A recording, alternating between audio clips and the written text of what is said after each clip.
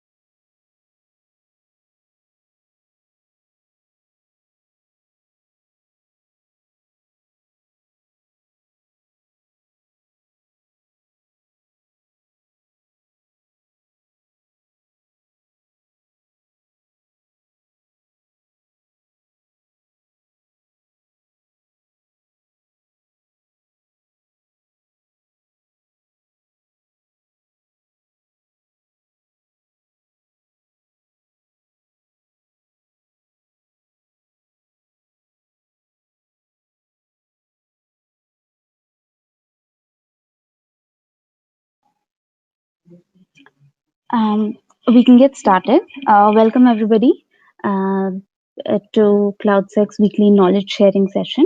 In this week's session, we have Shashank from CloudSec's machine learning team, who will be taking us through the challenges and ways to deal with limited label data. I think everybody here is from CloudSec. If someone here is from outside and you would like to introduce yourself, uh, feel free to just raise your hand. It looks like all of us are from CloudSec. So, Shashank, over to you. You can get started with the session, and if anybody has questions, you can post it in the question section or you can raise your hand. All right, over to you, Shashank. Sure, Dipanjali. Thanks a lot. Okay, hi everyone. So, like today's session will be it's learning with a limited label data. So, few like all the data scientists who are like attending this call might be aware of like how important the data is for us to train the model, right? So, let's begin up with the slides. So, is the screen visible to all?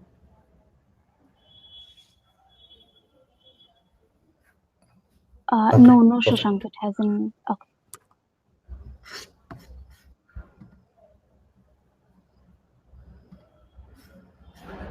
Just a moment. Okay, is it visible now?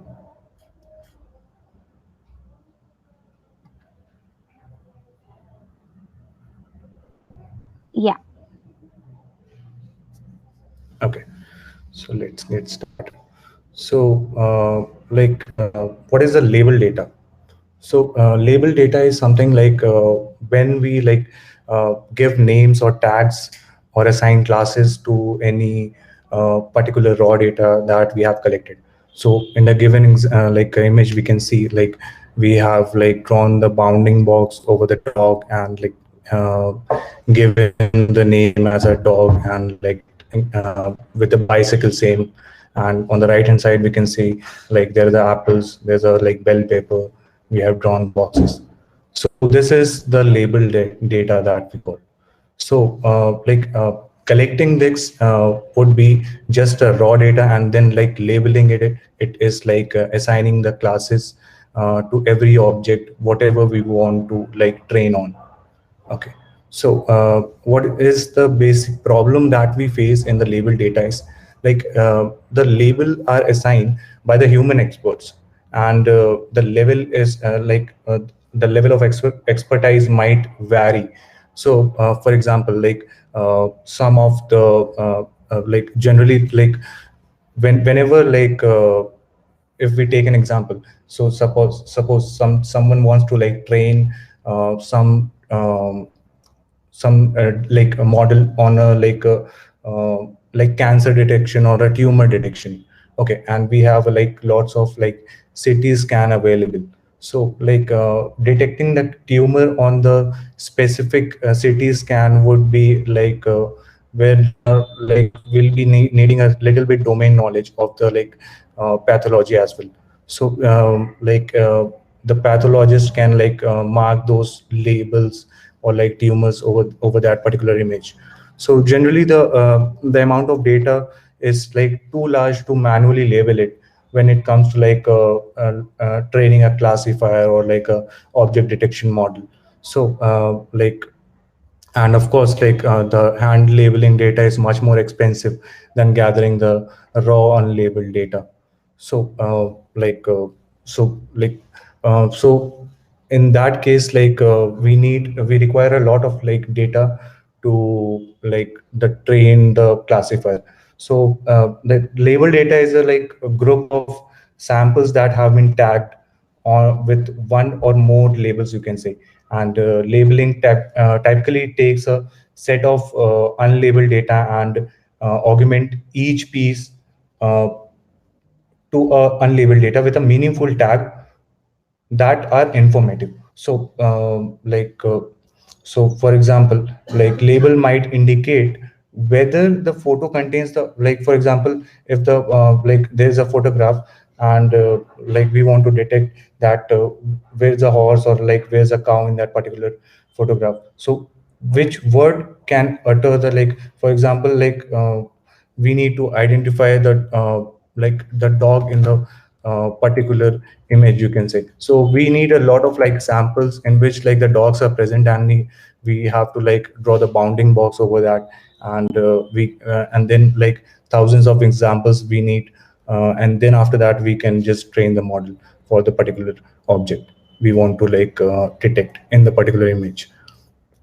So, so for like it's so you might be getting an idea that how difficult it is. So for if like we talk about the uh, like labeling the data in like bicycle and the dogs. So like we for every image we need to like draw the bounding box. So it's like a very time consuming. So there are a few methods that we can use when we have the limited label data. The first is transfer learning, and the next is like few short learning. The third is the data augmentation, and the fourth is like active learning.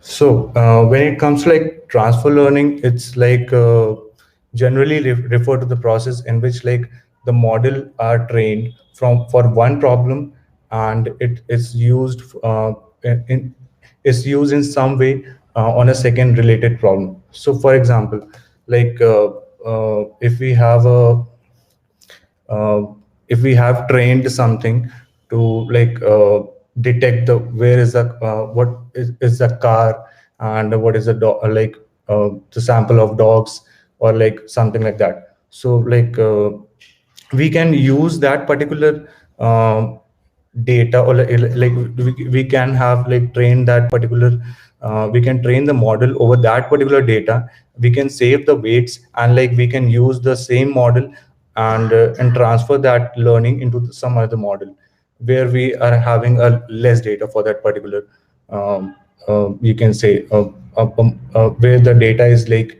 not much, where there is like limited data. So there we can use like a transfer learning. So for example, if you have trained a simple classifier to predict a weather, whether the image contains like a backpack, you can use the knowledge of the model gained during its like training to recognize other objects like sunglasses even.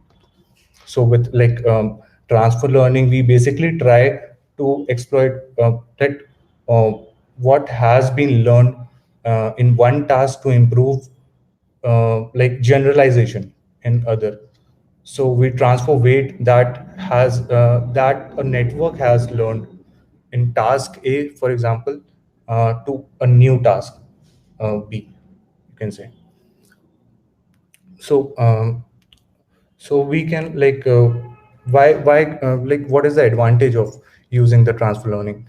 So so the advantage is like it's a faster because we are usually using the pre-trained network, hence it like saves a lot of time, and it does not require a lot of data in comparison with like training from scratch. So suppose if we are training something as a model from scratch, we would ideally require a lot of data to like train the model. So we can use that transfer learning in that. So like if the model is trained over some other data set, we can use the same model, and we can train it over another data set where we have some limited amount of data. So it's just like removing the last layer and then like train it again. So and by the way, like it helps in like achieving the good accuracy as well.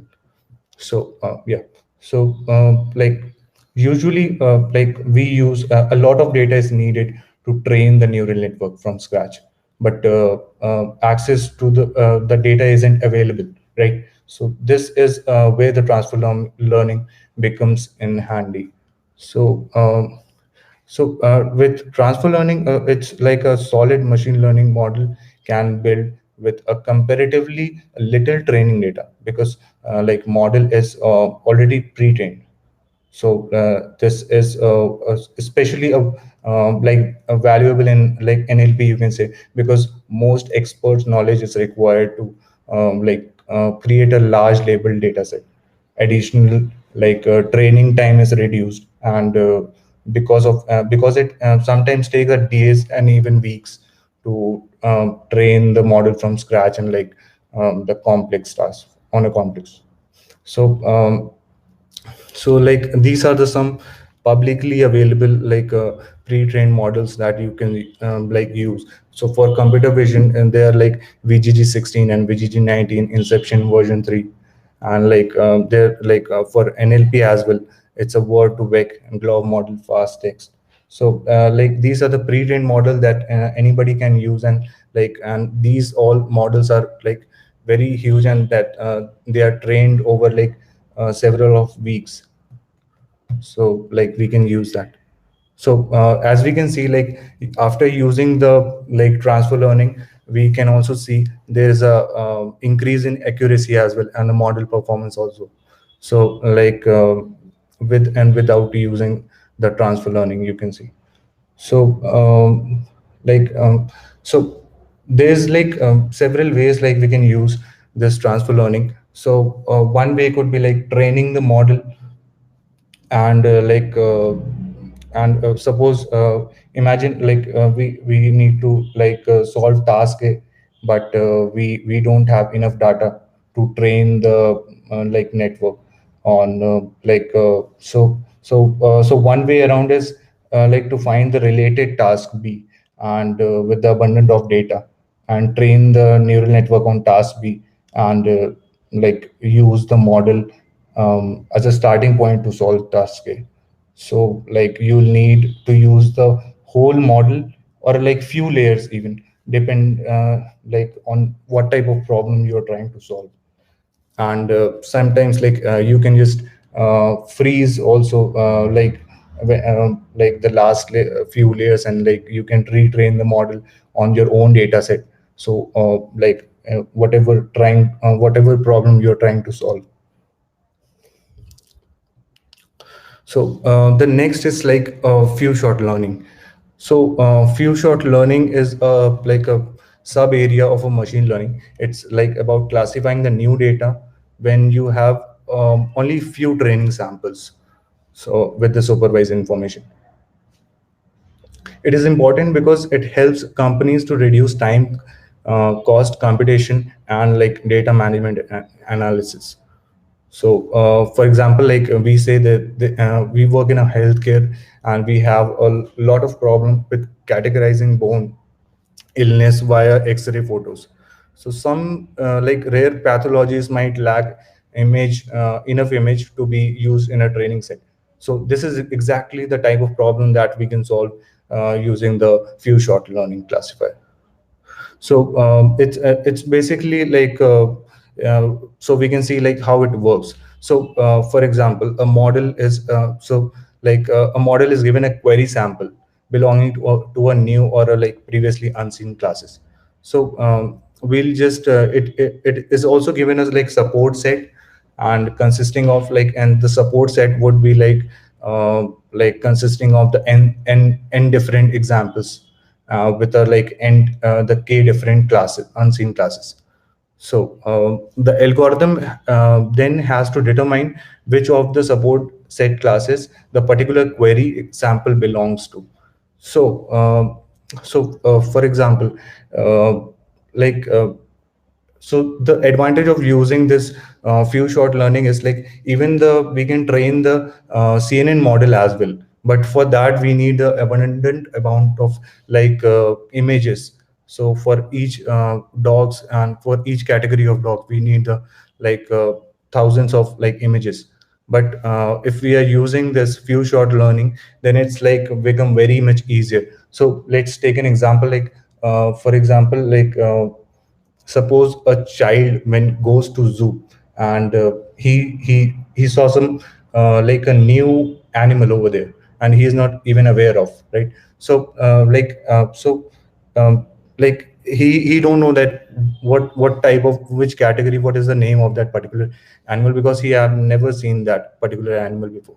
So and just take that example that if before coming to zoo he got some cards, and in those cards he might have few examples of the particular animal with the name written below and the image. And even if that particular image is not similar to the example that he saw over the zoo, but it's quite resembling to that particular animal, then he would be able to identify that which category or which type of animal it is. So this is the example of like you can say few shot learning. So there are like some applications of like few shot learning in a computer vision and like NLP and like robotics and few shot discovery as well using. So like in computer vision, when it comes like we can solve the problem like character recognition, image classification, object recognition, and like motion prediction. And even like if you have seen like the mobile nowadays, like mobiles are using the face recognition system as well.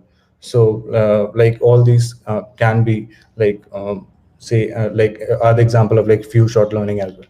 So like in NLP as well, like few short learning enables NLP application to accomplish tasks with a like limited text data, and this include like parsing, translation, and like sentence completion. And like in robotics as well, to increase the like robotic intelligence, the few shot learning can be used to train the robots with the visual navigation and movement imitation and even the action manipulation as well. And like the research a research by the MIT state has like states that the few shot learning can be used significantly lower the amount of data required to make the effective prediction in the drug discovery applicants. So over there we can see like if the number of classes, if we increase the number of classes, then the accuracy of the few shot learning goes gradually down. So it's like inversely proportional to the number of, if we increase the number of classes, and if we increase the k shots, that is the number of the shots for the particular class, then it's like directly proportional to the like the accuracy will directly increase if we increase the number of shots. So in traditional models, cannot discriminate the classes that are not present in the training dataset, whereas the few short learning techniques enable ML model to separate two classes that are not present in the training data. And in some applications, they can even separate more than two unseen classes. So one of the example of the few short learning is like Siamese network. So in Siamese network, it's like we are having the two convolutional networks, and in the two both the convolutional networks, we just input the two different images. So first is like whatever is so for example, over there we have like passed a zero, and the next image is also zero. So it's like at the end we are getting the image like encodings or the vectors, you can say. And from both the networks, we are calculating the Euclidean distance, and based on the distance, we take out the like similarity score. So if that similarity score is high, then we can say that these two like images belong to the same classes, and as these are not like these are from the different classes. So and now like the third is like the data augmentation technique. So data augmentation is the technique of like increasing the size of data used in training a model. So whenever like we are running out of data while training the model, we the first thing that we use is like the data augmentation technique. So for reliable predictions, the deep learning model often require a lot of training data, which is not always available. So the existing data augmented in order to make the like better generalized model. So the data augmentation not only helps in increasing the size of the training set, but also avoiding the overfitting by increasing the size of data and adding the diversity in data. The data augmentation helps in like model generalize better and prevent the overfitting. So usually when we are like lacking behind the data and like we need to train some model, and like the model is like not learning enough and not efficient enough, so we can use this technique and to increase the accuracy of the model up to certain extent. So there's some common data augmentation techniques present. There's a positional augmentation and the color augmentation. And in like positioning augmentation, it's like scaling the things and like cropping and flipping. So like when it comes to scaling, we can just scale the image to some dimension, some other dimension. So even if the image is like looks similar or like to us, but it's like for the image for the network, it's entirely different. So like it learns something new from the image if we transform it to some other dimension. And like even the cropping, so we can crop certain we can do some random cropping as well, and that we can just like feed to the network. We can do flipping, that is something it is entirely new for the network. And we can like introduce the padding as well over the image. We can randomly rotate up to some extent, but like for some sensitive data, like you can say when we are like dealing with the digit recognition or all these things where the like rotation matters, then we usually don't do rotation. So up to certain extent we can rotate the image. So depends on the data set what we are using. And we can like for the color augmentation, it's like we can just introduce the brightness, contrast, and like saturation hues. And even if the image like we can even introduce some like salt and pepper noise as well. So in order to like increase the size of the data set, we can just like convert to the grayscale if we want to like increase the data set. So all these things together, like we can do, and like we will have like, suppose we have 100 amount of data, and like using this like augmentation techniques, we can scale up them to up to 7x. And there are like other advanced methods also, like for augmentation that we can use. So like this so GAN based augmentation is this is used to like synthesize image for data augmentation. It like consists of like simultaneously trained neural networks, the generator and the like discriminator. So the goal of the generator is to like fake the image from the latent space, and the like discriminator is to like distinguish the like synthetic fake image from the real image. And like for the neural style transfer, it's the neural networks are trained to extract the content from one image and style from another image, and compose the augmented image using the extracted content and style. So the augmented image is like transformed to look like the input image, and like painted in the style of the style image. So like we have seen, like if we have the one image, and we can just draw that particular image, like we can just convert the particular image in the next format. So like it's usually like these method can be used for the like data augmentation. And the fourth is like the active learning. Like in active learning, it's as like is the name that used for the process of like prioritizing the data which needs to be like labeled in order to have the highest impact to the training or a supervised model. So like the active learning can be used in a situation where the amount of data is too large to be labeled, and some priority needs to be made to label the data in the smart way. But prioritizing the most confusing example, by the model can focus the experts on providing the most useful information. This helps the model to learn fast, and let the experts skip the labeling data that wouldn't be much helpful to the model. So we can like using the like, by the way, like we don't choose the random subset. We don't choose the random subset of like data to manually label them, because uh, like uh, let's assume we have the millions of data points which can be classified based on the two features.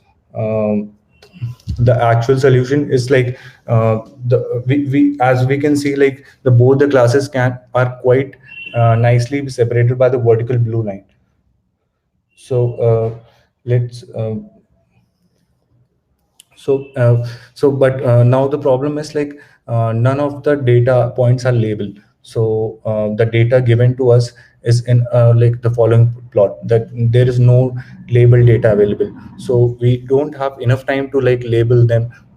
So we like if we choose the random like subset of data and like label them and train the binary classification on the model, the results are not so good. So if we compare the blue line with the initially manually, that if we like we label that to the blue and red, then there's a like the vertical blue line is visible very straight at a zero pointer.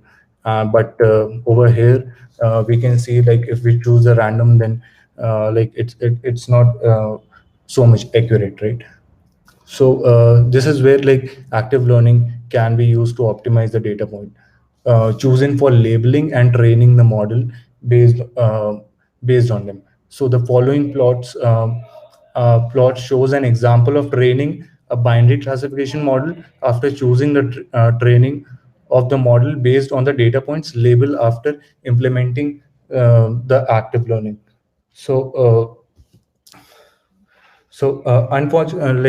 unfortunately, we don't have enough time to label um, to label all the data. We randomly chose the subset and train the binary classification. This result is not great as the model prediction deviates quite a lot from the optimal boundary. So the usually the steps to use the active learning on an unlabeled data set is like a very small subset subsample of this data is needed to be manually labeled, and then the model is needed to be trained on. The trained model is then used to predict the class of each remaining unlabeled data point, and the score is then chosen for each label data point on the predictions of model. In each subsession, we will present some of the possible scores most commonly used. So once the best approach has been chosen to prioritize the labeling, this process is iteratively repeated.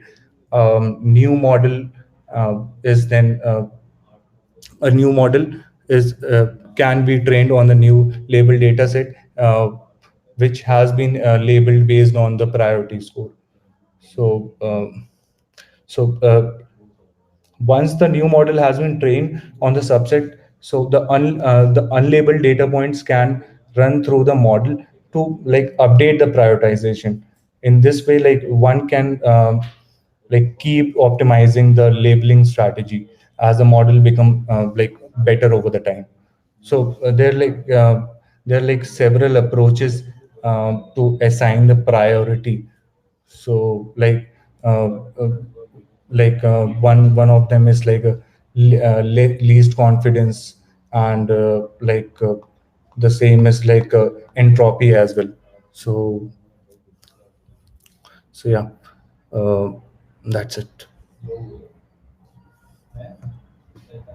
So any questions you want to ask, like you can. Guys, you can just raise your hand, or you can add it in the questions section as well.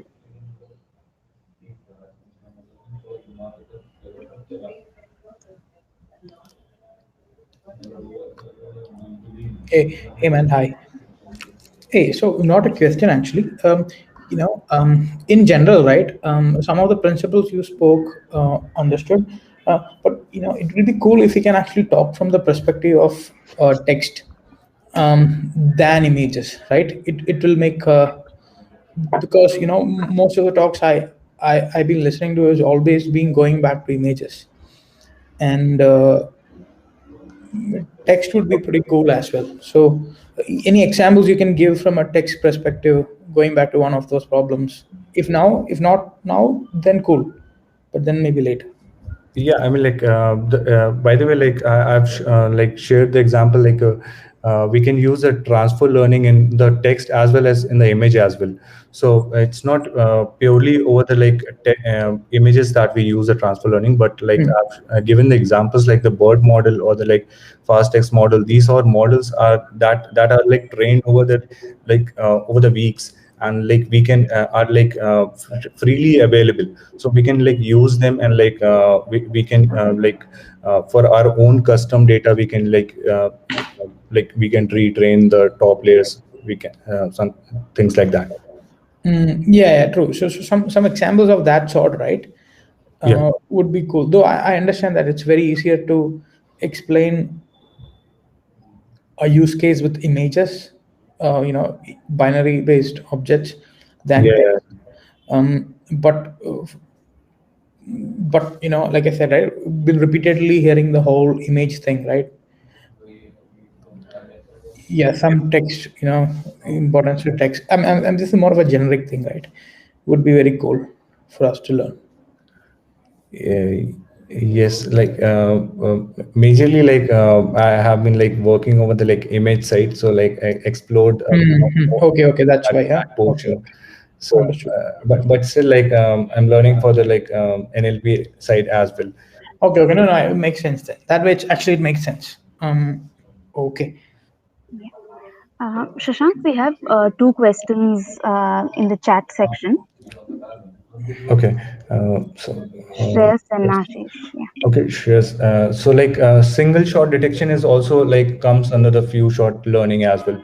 So like it's like you might have also heard about like no shot learning as well. So in this, like for the single shot detection, as I showed you, so like it's like a one single, you can just name it as one single image is like present for the training purpose, and like on based on that image only, you need to like compare the distance between the query image and whatever is like present over the image.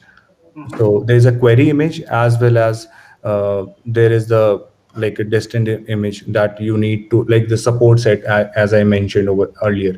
So we just calculate the distance, and like in which category the similarity is more, then we like proceed to that manner. Okay. Hey, Shashank, can you hear me? Yeah, yeah. Yeah. So before you answer my question, I just wanted to say something on Rahul's query that why do we think on images more than the text? Yeah, yeah, The, sure, sure, sure. the thing is, all the information that we need to classify is very much contained in an image. So let's say you have image of a cat. You will have eyes, fur, shape of a cat, legs, number of ears, and etc. all in the image. But when you say a word cat, that word cat doesn't have that information in the word itself. So it is much easier to train a deep learning model on images because all the information for classification, inference, etc. is contained in the image itself. But to train a natural language model, there needs to be a lot of context behind the word or behind the sentence to be trained, which makes it very difficult. For example, if you're reading, you can figure out or you can connect whatever you read 10 pages or 20 pages before also to something you read 10 20 pages before. But that is that information is very difficult to condense in a proper matrix format to be input into a deep learning model. That is why we see more on the image front. And Yeah, like the question that, if you agree or disagree, you can say. yeah, yeah, yeah. So and like the question that you asked, like the if we have like 100 sentence and we like label and like 1,000 sentence, we label 100 of them as a bullying. So we, yes, we can like use active learning in this. Yeah, So how it's would you like, proceed? Yeah. In fact, this would be a concrete example, right? Yeah. yeah. So for example, like some of the examples you can just pick up that are like you that clearly states, and like that are having a very much weightage over the data set, that they are like bullying. So in that way, like you can just pick up few examples of, let's say like 10 or 15 examples manually, and then like you can just proceed with the like training that simple classifier, and like and check whether the confidence score of the prediction is like based on the like prediction value. We can just like use that like whether it's a bullying or not, and then after that we can just if that particular is having a highest confidence score, then we can add again to the like training data set, and like again like retrain that particular model with the data set. Okay. So let's say I have 100 It's a labeled, right? like iterative approach. Okay. So out of the 100, I will pick 15 examples, train on 15 examples, Yeah, and then check other 85 examples whether it's doing well or not. based on the like score that we are getting. So if Okay. the confidence value is like much greater, then we can just take it as like we can just add up How to do that. we define a confidence value here? So like we get the score right over the sigma, if when we get over the sigmoid layer, Mhm. right? So based on the like sigmoid layer value, we can just define the some threshold value, and based on the like threshold value, if the particular value is like up lower than the threshold value, then we can just mark it manually that for that particular stuff. And because like the model is not sure enough for that particular sentence that it's a bullying or not, so we can just manually mark it, and like then it proceed again feed it to the network for the like training stuff. Is the process same as a forward regression in linear regression, or is it? Yes, yes, Okay. yes, yes. Okay. Yeah, that answers. Yeah. If you have anything to add on the natural language versus vision, yeah. Or did I get something wrong? Something. No. No. Okay. Any other questions? Yeah. Any other questions, guys? Okay. I think I don't see anything else. So let's wrap up the session here. Thank you so much, Shashank, for taking the time to take us through this. Thanks. Thank you, everybody, for attending the session. We'll see you next week. Thank you, guys.